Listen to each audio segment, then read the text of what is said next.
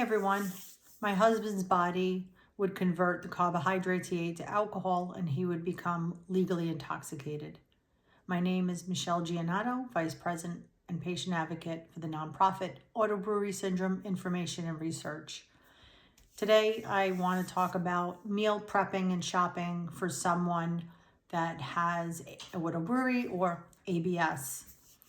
Most patients that have this condition need to stick to a very low to no carb diet to prevent their body from fermenting the carbohydrates to alcohol. We call that process flaring when they have a positive ethanol. Most of the foods that they eat cannot be over a total carbohydrate count of 5 grams. So that means that a keto diet is way too high for someone with ABS. When you need to shop for food, you basically want to stick to all fresh meat, fresh green vegetables, cauliflower. You cannot have carrots, corn, peas, potatoes. That's on the no list. So it's basically green vegetables and cauliflower. And you could have all the fresh meat, fish that you want.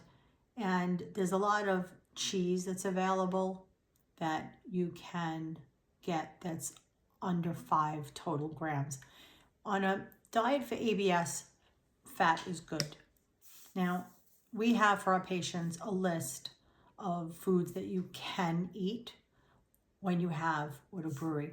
One of the biggest misconceptions that I hear patients in our group say is, well, my doctor said, just stay off carbs and you'll be fine.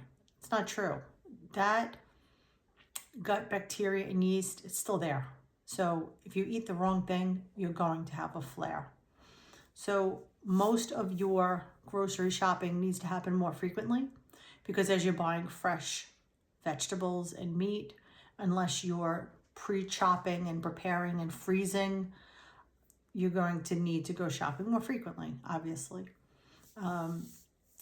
It's a shock when most people realize what they can't eat because they thought, oh, I could have keto bread. You can't have any bread. We had patients in the group say, well, I could eat a carrot. No, very high.